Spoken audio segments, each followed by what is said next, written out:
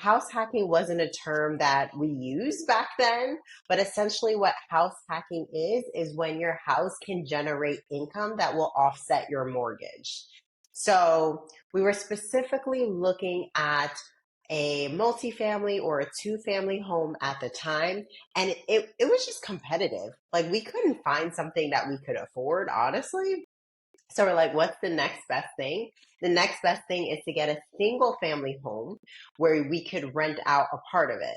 So we were looking for some type of walkout basement, something again where the house is going to be able to generate income to offset our mortgage. And that was actually easier for us to do, to find a house with a walkout basement. It had a bathroom and living room and kitchen already set up. So once we kind of tweaked our goal, like this is what we're looking for, it became a lot easier to find.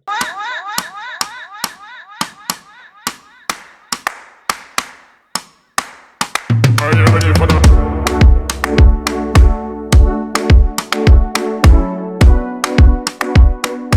Welcome to the studio. Today in our studio of Island Money 365, we have Crystina Cardozo with us. We got to do our own sound effects around here because we're not on that budget yet, okay? I hear you.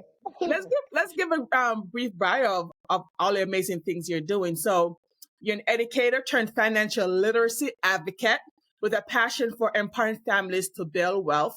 Please help us. Born and raised in New Jersey, she began her career as a high school math teacher and adjunct professor, where she quickly noticed a major gap in financial education within the school system. Seeing firsthand how both students and parents struggled with money management, she made it her mission to change the narrative. I'm very excited about that, and I'm very passionate about that myself. So one of the ways she's doing that, and she's going to talk about today, is real estate investing. Hey! Hi. Turning financial knowledge into action. Today, she's here to share her journey, insight, and strategies, don't mind me, for using real estate as a wealth building tool. So we're just going to start looking out how to scale and just make money happen for us. So, okay, real estate is a big field. There's a lot of different ways to get into real estate. So how did you first get involved in real estate investment? How did that happen?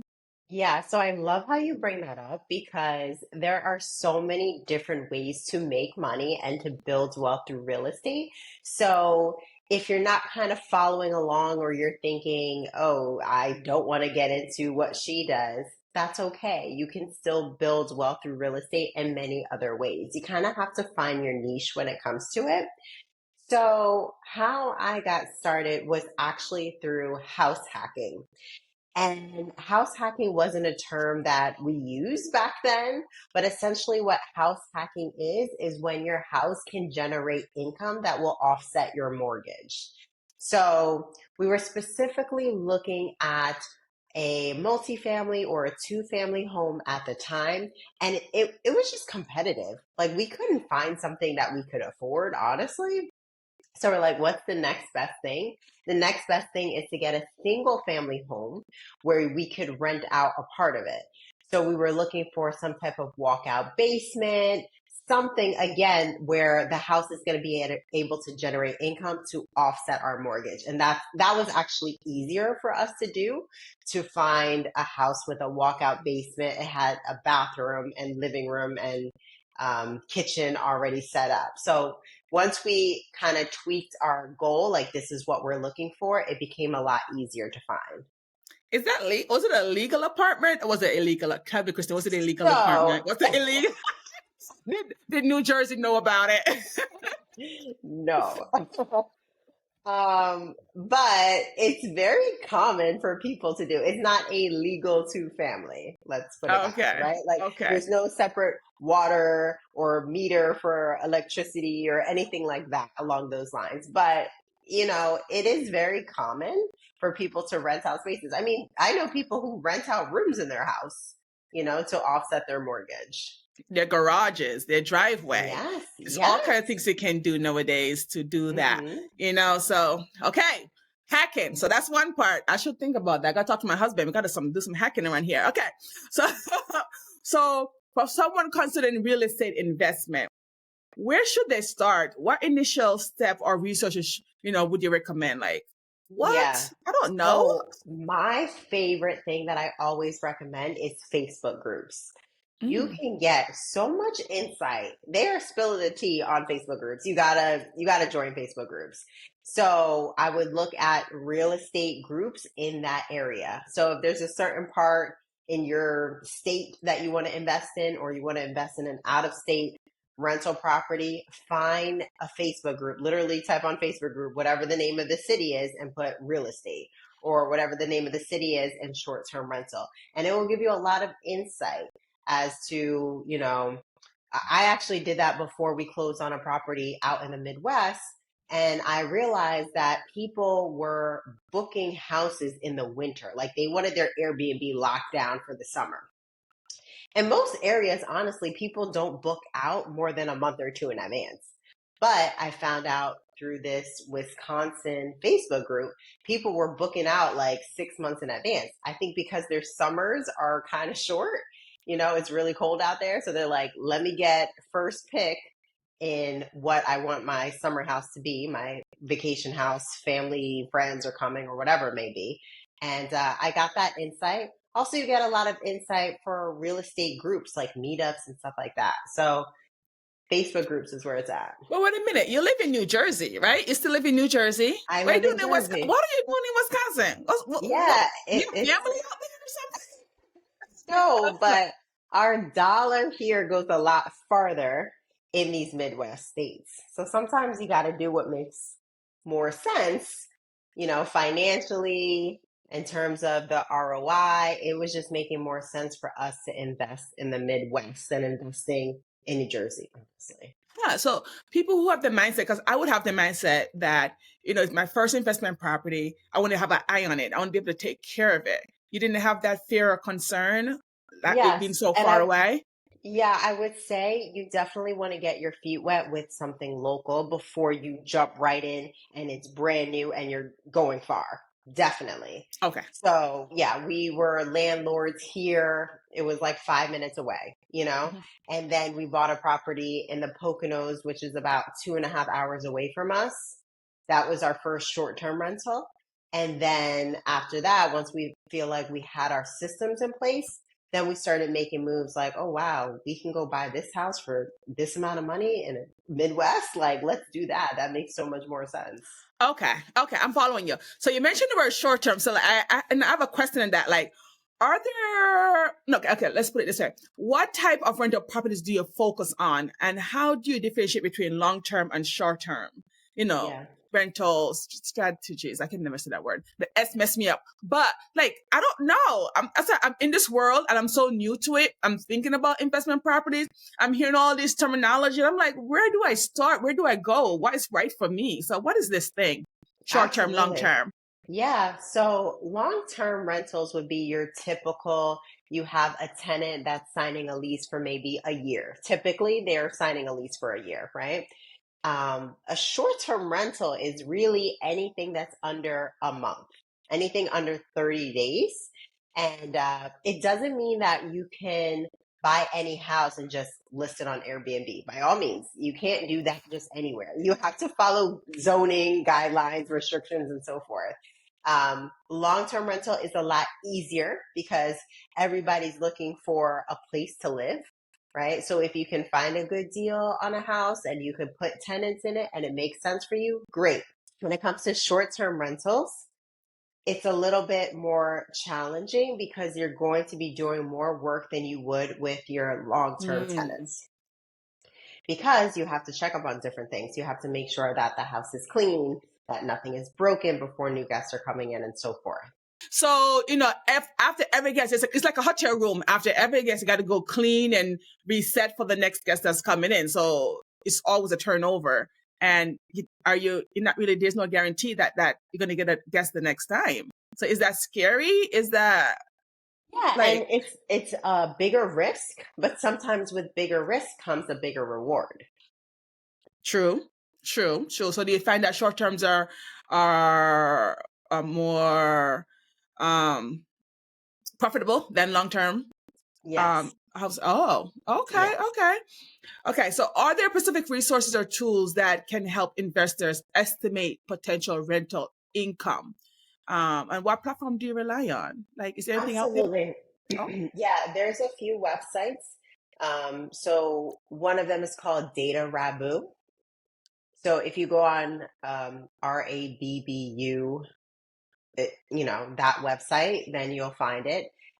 There's a way for you to enter in a house, like a location, and then it will provide you what the expected gross revenue would be for that specific house. Like you can literally just put in an address if you're thinking about, buying in a certain area. There is another website called AirDNA, another website called STR Insights. A few years wow. ago, you could get a lot more resources for free. Now you have to pay for a lot of these platforms. And even with Data Rabu, that you can see what these numbers are, you're getting, kind of like a minimum amount of info at the free version.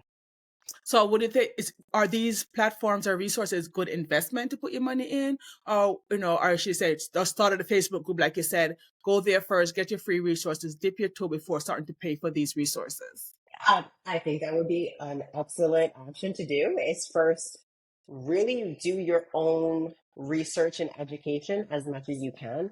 After Mhm. you feel like you've done this maybe for a few months, up to a year or so, and you're like, all right, I'm serious, I have my money aside, then I would start maybe asking people, oh, what platforms have you purchased and why? And then you can kind of get a feel for different platforms and then you can make that decision to purchase.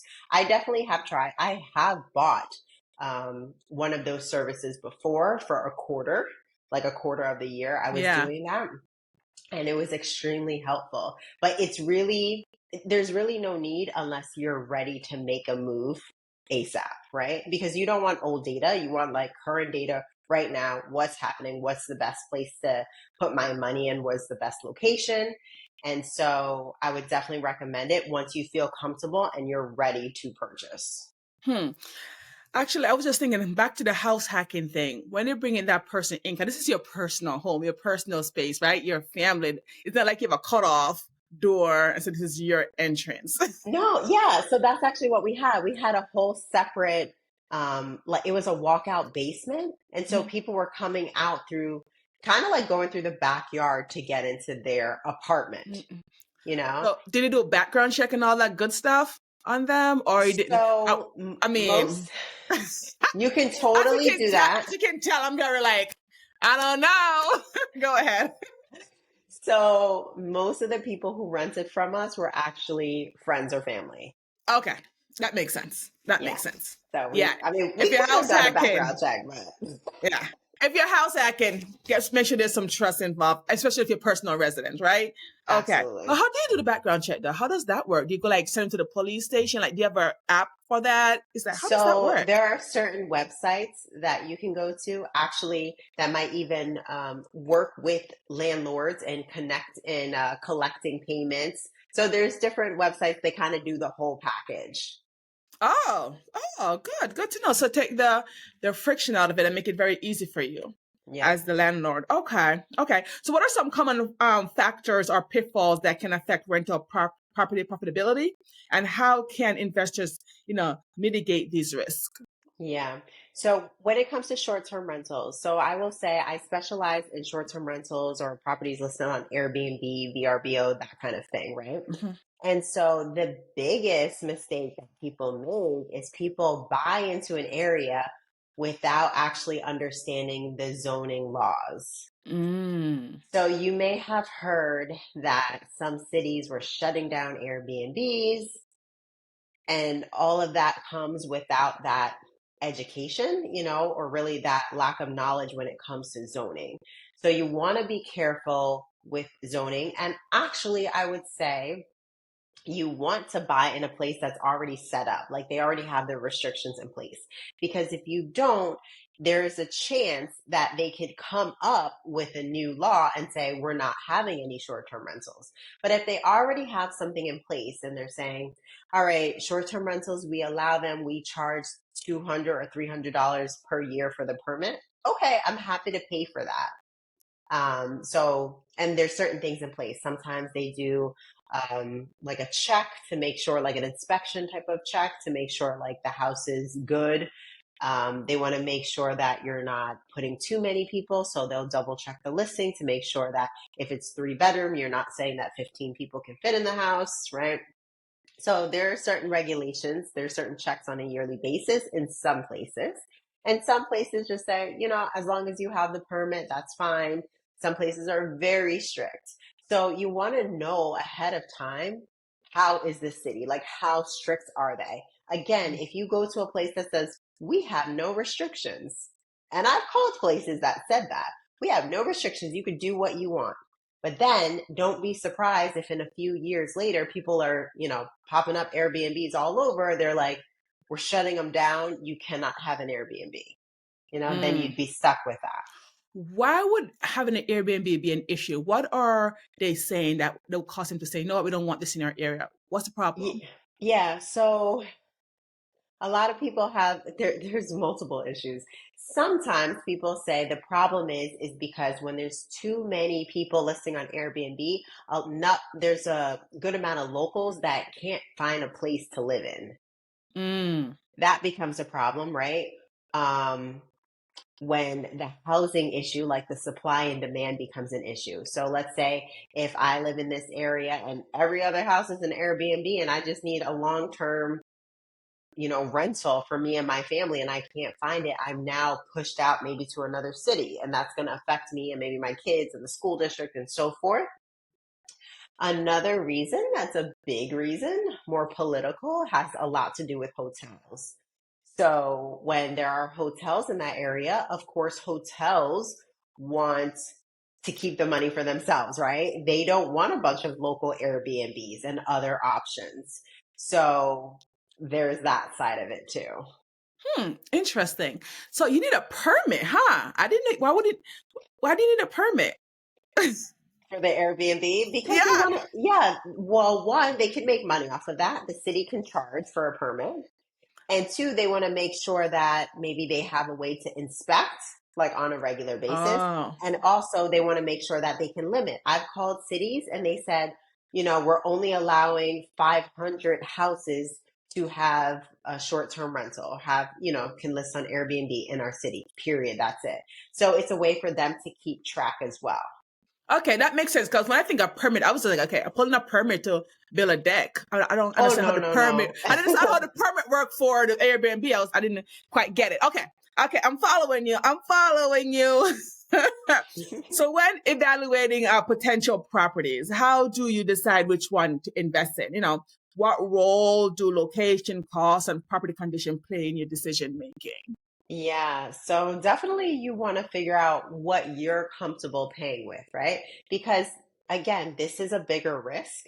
So if there are no guests, let's say it's winter time, and there's many areas in the United States where it's just dead in the winter.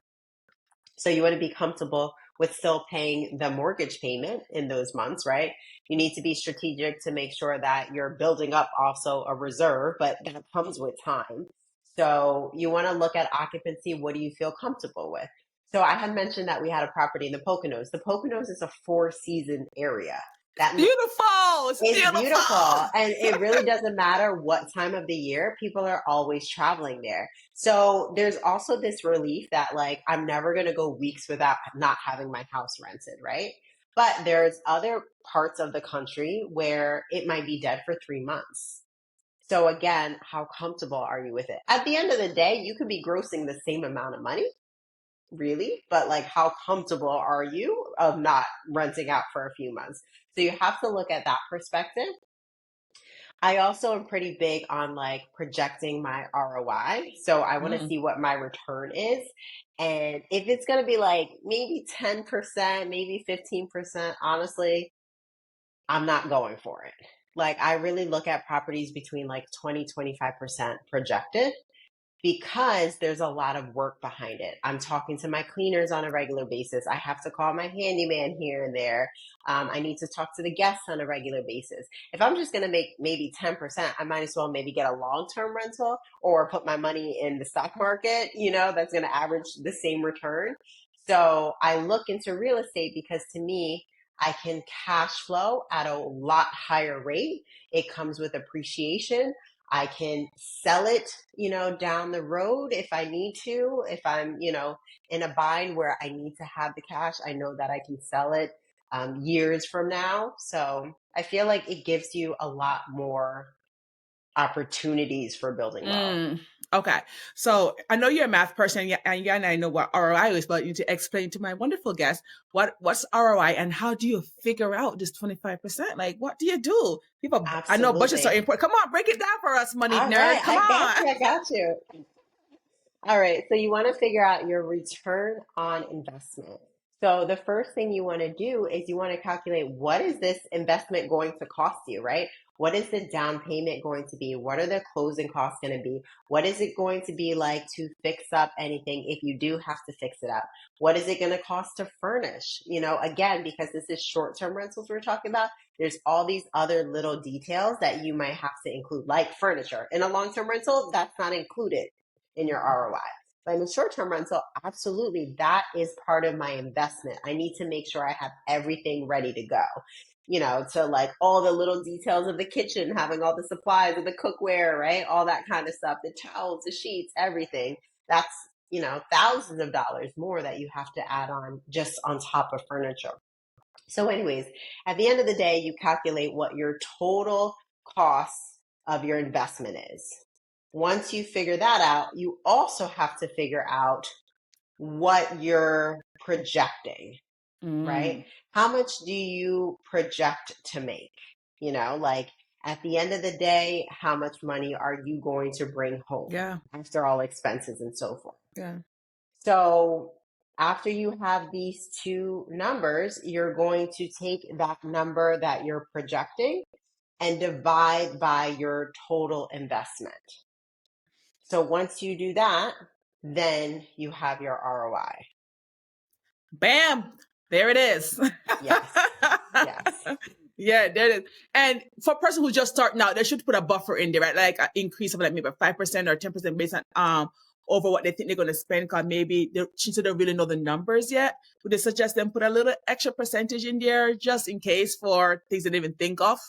Yeah, absolutely. If you have an idea like renovations may cost me about 20,000. Honestly, even before closing, I'm asking for a contractor to go and see the property and give me an estimated idea. So I still have chance to walk out if I need to, right? I want to have a better picture, the best picture I possibly can paint before I actually close. So you mentioned you have a team, you have maid service and stuff. So you need different teams with different functions. Like, tell me about it. This is the whole corporation here, Christina. You need everything. And one thing I always tell the cleaners, it's usually one person or maybe, that person has a team, a small team. But I let them know that they are the eyes of the property. I'm not there. I am 1,000 miles away. I can't be there. And honestly, even if I was there, I'm not fixing things, right? Like I don't know how to like fix these things. Me Anyway, either. so no matter what, you have to have a team. So what I love actually is if I can get a combination where I have a cleaner or cleaning person, company, whatever, and they know the handyman and they could actually talk. So I love the partnerships when it was just like, my wife owns a cleaning company. The husband has a contracting company, handyman, because then they work really well together, and they want to keep your business.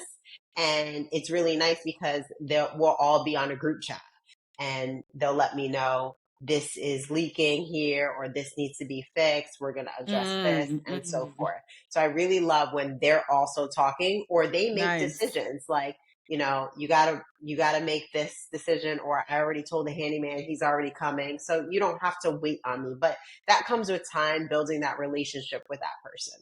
Nice. Okay. have to have a team. So how do you secure funding for your real estate investment? What financial option have worked best for you? Yeah, so there's a few different things. Um, I would ideally for the first property, again, if we're talking about short-term rentals, I particularly love the second home loan. And the second home loan says you can buy a second home. Let's say if there's a beach in your state, right? A few hours away, you want to buy a beach home. You don't have to wait to get to that 20% down. Of Mm, course, you are going to pay a PMI, right? You are going to pay a fee for not putting down that 20%, but it's a way to not have to put down so much, especially when you have to furnish it, or maybe you have to renovate it and do all these other things. So I personally want to put down the smallest amount. Again, I'm looking for the highest ROI. So that means I want to put down the least amount possible.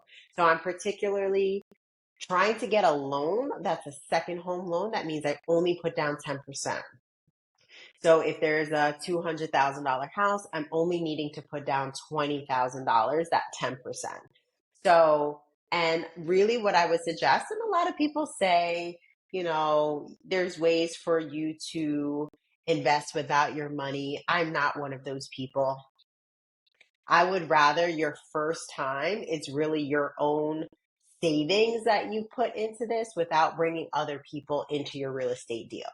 Now, I'll say after you've done this a few times, people are going to comment. They're going to notice what you're doing. And honestly, there's been a lot of people who have come to me to say, I'll put down the money. You find me the deal. You do all of the work because they want to partner with someone who's experienced.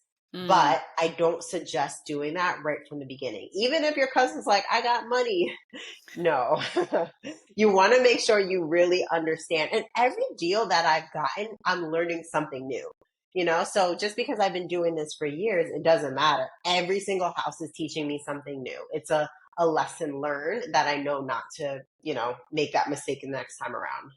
So what does second home mean? I know what do you mean by second home? Like what is that? Yeah, yeah. So your second home is just that. So it's like, let's say you want to go to the Jersey Shore, right? You want a house in the Jersey Shore. So I'm going to say, this is my second home. So when I'm not there, I can list on Airbnb, but I'm also promising with a loan that I'm going to be there at least 2 weeks out of the year because it's my Mm, second home. So I can go there really again up to 2 weeks or 4 months, 6 months, whatever you want. It's your second home. You're not renting it out as a long-term rental. got So it. with that So being said, yeah.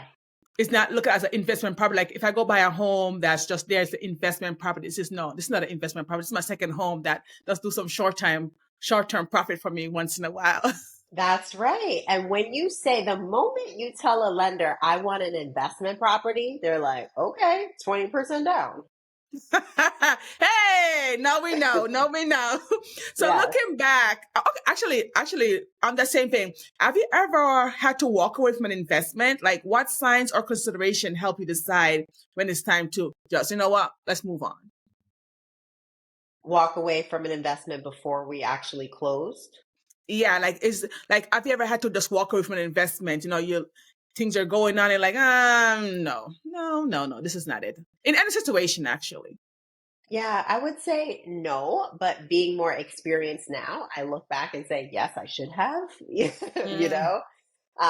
Again, lessons learned, but I would say even this last property that we got, is actually a mini resort. And I didn't realize until I was deep into about to close that things with commercial properties are just so much more expensive. Your real estate taxes go up tremendously the moment you say it's for commercial use. Insurance is a lot more expensive when you say it's for commercial use because we're buying as a commercial property. So that was something that I'm like, if I would have really realized all of that, then I probably would have walked away from it. mm. See, a mini resort. Hello. Big Yeah. moves, big moves. That's awesome. Congratulations. Thank you. Um, okay. Wow. I'm impressed, girl. Keep going. Keep doing your thing. Thank But you. if you what I was gonna say. So looking back on your journey, right? what are some things you would do differently as you're on that saying, like, looking back, oh my God, I would not have bought that investment. Like, what are some things you would have done differently knowing what you know now? Okay, so this is a gem that I'm gonna drop. Because if somebody would have told me this, I would have ran with it. So I will say that I have experience with everything from the tiny house studio up until a pretty large, brand new construction 4 bedroom house. So I've have a range between everything in between, from this tiny studio to this large, beautiful 4 bedroom house. If I were to do it all over again, I would pick the tiny house 100 times. And the reason why is because that I've learned is with a tiny house, like if you think about, let's say you and your husband, you're going on a trip, think about how much you're actually using within the house, right? Are you really cooking? Are you even sitting down to watch TV? Most likely you're out and about wherever that area is. You're not spending much time in the house, which means there's less wear and tear on that house. If you're getting something larger, a 3 or 4 bedroom house, there's a lot of wear and tear because most likely you're traveling with friends, family, kids. And when you have kids, of course you're cooking, right? You're not eating out every single meal. And naturally with kids, I know my boys, they always got to have a soccer ball. So, you know, so they could break down something. I don't know. But there's going to be a lot more wear and tear. Also, when it comes to expenses, when you have a tiny house, those utilities are small. When you have a large house, the utilities are high. You got the high ceilings, you got the bigger space. It looks great, but those utilities are coming out more than double or triple from this tiny house, right? Mm. And then the last thing I would say when it comes to tiny house versus large house is your occupancy rate. So occupancy rate is, how much people are spending out of the month. Like you Mhm. got 20 days out of 30 days booked, 25 days out of 30 days booked or whatever. Yeah. So it's very high with a tiny house because not only do couples travel to the house, but a mom and a daughter can travel, right? Somebody traveling for work by themselves. Somebody just wants a solo getaway. They're Oh, more likely going to get that smaller house. They don't want a big 3 bedroom house. It doesn't matter how beautiful it is. Even, if I've traveled with a partner in the past and I want something small and there's nothing available, there's most likely a 3 bedroom house or a 2 bedroom house. I'm just like, this just feels weird. Like, I don't need all this space, even if it's for the same price, give me the smaller house. I don't need the bigger house. And so for that reason, the bigger houses are sitting empty during the week. oh, So they're getting booked for a higher price on the weekends, of course, but during the week, they're not getting booked. So when it comes to the amount of money I'm making on a tiny house versus the large house, I'm actually bringing a higher return with the tiny house. hello. Yes, Okay, let's drop them nuggets. even though the larger house can be 3 times you're charging, but you're just charging for that weekend. Mm. But and then you got to think about the expenses. Subtract all your expenses. At the end of the day, the tiny house makes more money. Again, for me, it obviously depends on the area, but if I were to do it all over again, I'm just focusing on tiny houses for couples. I like that. And I then like that. also, like, you don't have to put down so much, you know? And you can get a Yeah. second home all over the country. Get a second home at the Jersey Shore, get a second home in the Poconos, get a second home in Florida. Like you can get multiple second homes, these smaller type of houses, and it's a lot less, Mm. strain on your own wallet.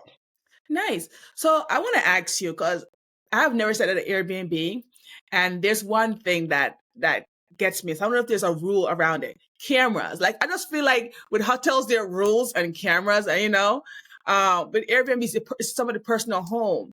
So do they? Can you allow? Are they allowed to have cameras in the bedrooms and stuff, No, no, no, no. stuff You're not like allowed that? to have cameras inside at all, period.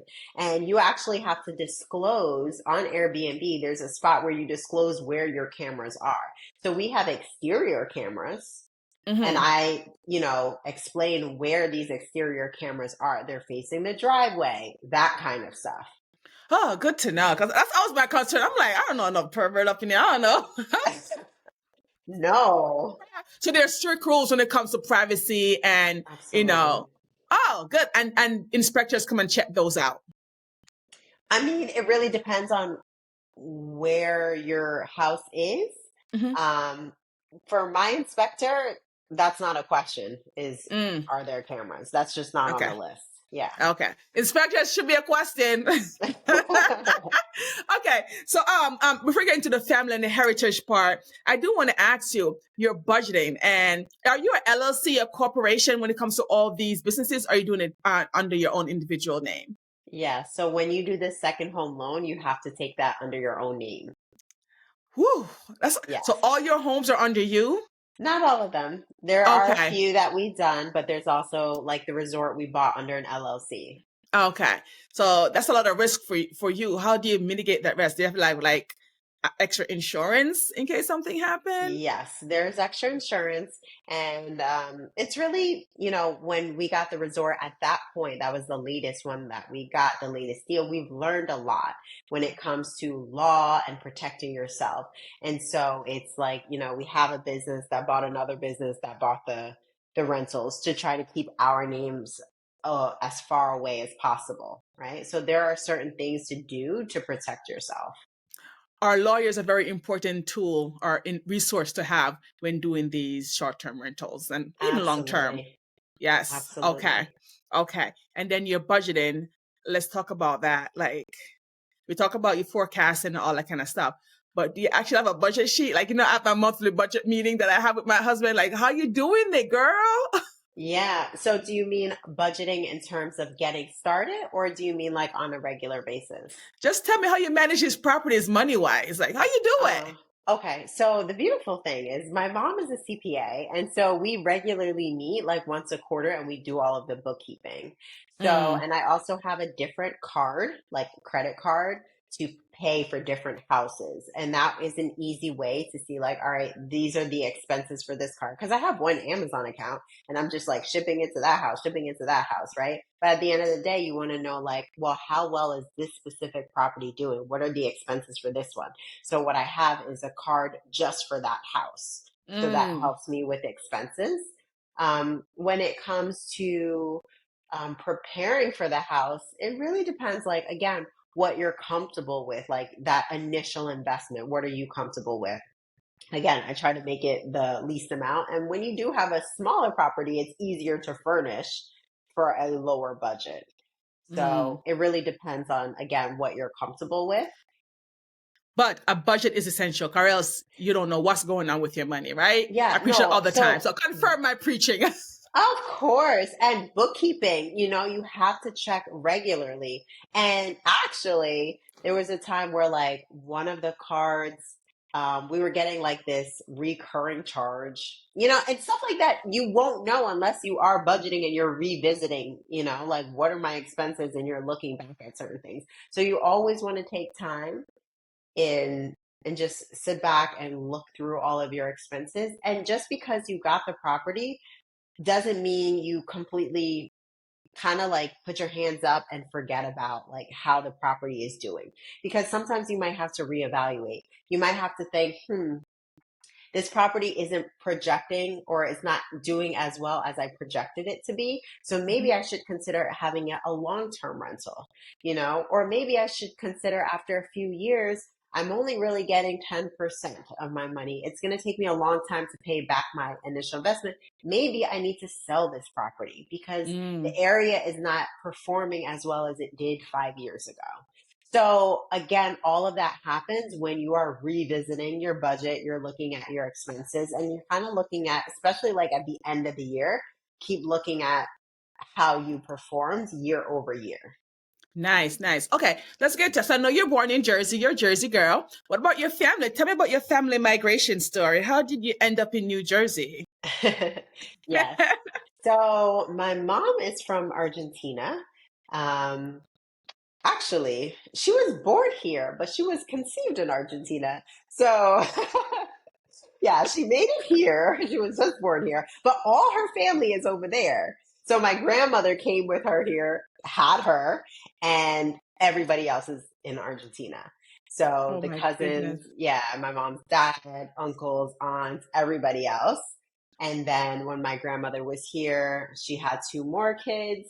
So, I have my aunt and uncle here, but when it comes to like where I'm from, I'm speaking for my mom's side. My biological father, I don't really know much of his story, but I'm more connected, and it's pretty cool to see like, where I've come from and different culture and learn about that as well.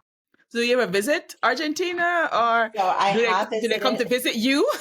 Um, there's a few cousins that have visited. It's a lot more challenging for them Yes. to visit Hmm. here because of that dollar, conversion.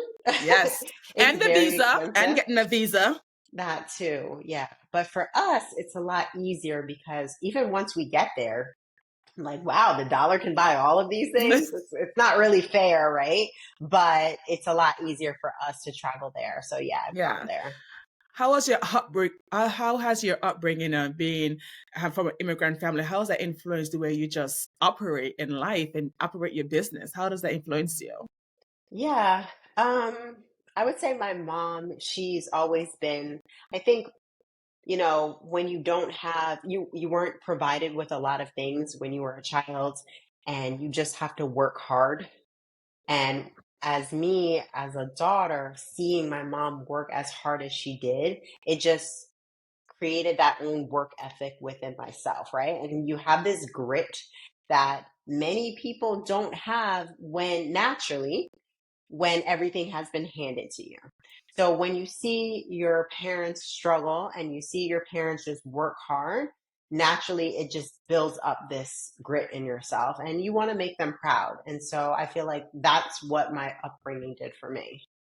Nice. That did that for me too, girl. A lot of grit over here. Got no a choice. lot, lot of grinding over here. So, as this is island money, like what was money like for you growing up, and how has it changed? Obviously, you're building your empire. So tell us from little Christina, money, and Christina, money.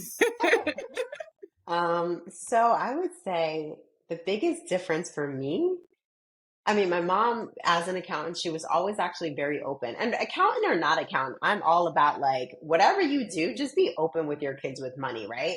Because kids are learning through your actions. And if you're not open with it, they're going to be asking their friends. They might get bad advice. So always just be open. And I always praise my own kids for asking me questions when it comes to money, like I encourage that. So I would say the biggest difference between me as a kid and me now is that risk component. So I would hold on to my dollars. I would think that, I'm just going to save, save, save. And I really had this idea like I can just save to wealth. And then it wasn't until I got older that I realized you can't save your way to wealth. No. You have to take risk and you have to learn how to invest. And that's how you grow true wealth. And really, even stumbling upon the house hacking and seeing how houses appreciated, that was really by accident, you know? It was by accident. And then we realized, wow, houses appreciate to this amount of money. Real estate can change the game. So at this point, I'm a lot more risky when it comes to my investments. And I realize that I have to be. You really have no choice, especially when you think about the way inflation is. If you're not investing your money, you're losing money on a regular basis. True, true, true. Does your mom understand what you're doing? Is she proud of you? Because sometimes our parents, and especially immigrant parents, are like, they teach us to save. That's a big thing. That's one thing they do teach us to do. But once you start doing all these other things, they're like, what are you doing? Yes, yes. So, because my mom has been doing the bookkeeping for the other rentals, she had a first eye on how our properties are doing, and she was actually open enough to join us when we bought the resort. So, she's a partner. Go, mommy, get your cheddar, get your cheese, get everything. What's all those coins? Get it too. Okay. So, has who has been the most influential mentor or resource in your real estate journey? What advice would you give someone looking for guidance in this industry? Hmm. When it came to risk, I would say reading the book Rich Dad Poor Dad by Robert Kiyosaki. I realized that at that moment, kind of like a light bulb went off, like, wow, I really should be more risky when it comes to my money. And, but besides that, there wasn't really one particular person. It's just always reading and hearing different perspectives and learning different things. Um, and sometimes, one may be one extreme, and then you read a book and it says to do the complete opposite, right? Yeah. One personal finance guru, I'm not going to say his name, is going to say, do not buy any rentals until you're debt free, Yes. right? Yes. And Yes. then somebody else will say the complete opposite. You got to see where you are in the middle. And I would say, don't just stick with one perspective, read other people's and try to question why they're doing different things, right? So it just Yeah.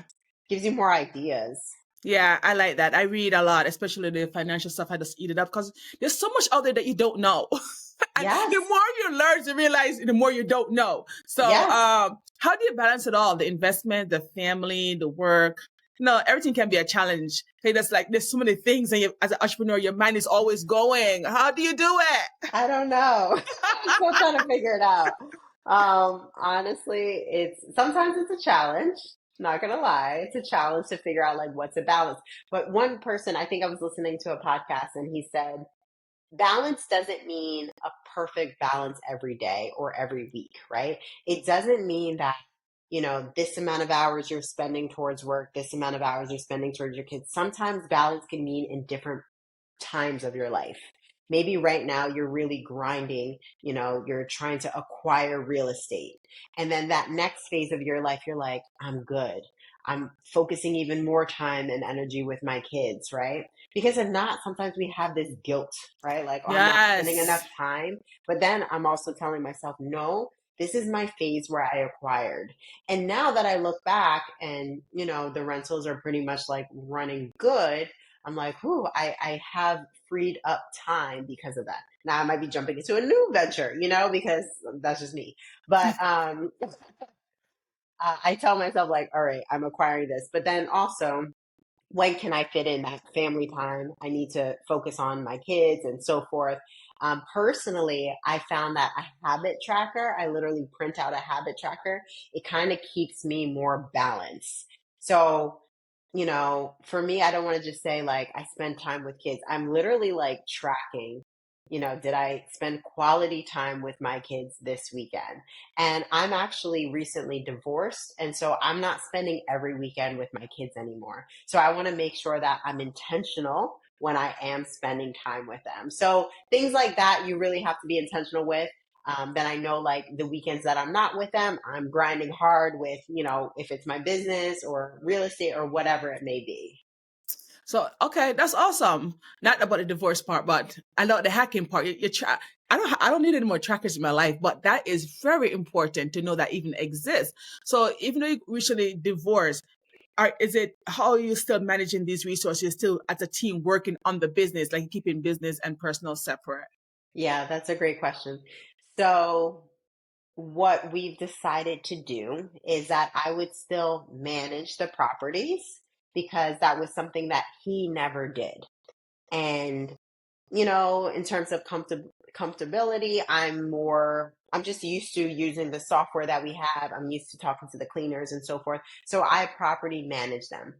Now, the choice was I'm keeping the primary house that we have in New Jersey, and he kept the rentals.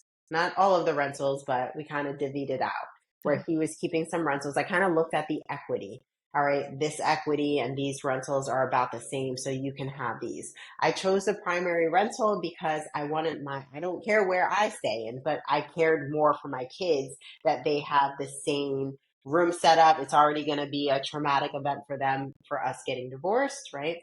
So I wanted to keep that constant in their lives. So that's why I said, let me choose to keep the primary house because I couldn't guarantee if he would sell the primary house if he had that option.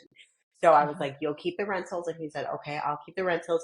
If I want to sell them, I can sell them. I said, absolutely. And he asked me, can you property manage them? And I said, yes, perfect. I like that. So even though, we're not on the same path anymore together, working towards this wealth building together, you're still doing it as a family. At the end of the day, you have children, and you still see the business opportunity in there. So I love that you guys are still working on that path of financial wealth, even if it's not together anymore. So something I ask all my guests is, what is one saying or proverb that your parents or family members always say to you to teach you a lesson or provide you guidance? That's really hard. I have to think about that. Um, Really, I would just say like working hard.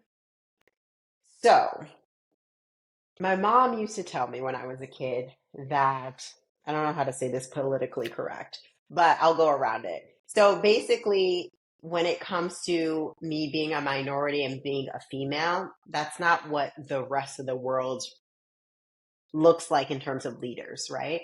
And so she kind of told me this as a kid and really made me push harder for myself so I could strive to be that leader, Mm-hmm, but also expect like your average leader is not looking like mm-hmm, so you're going to have to push it a little bit more than the average person, right? mm-hmm, Things are going to be more challenging for you because you don't look like the average person in mm-hmm, terms of leaders, right? mm-hmm, So you have to not only show up, but you have to prove to others that you belong in the seat.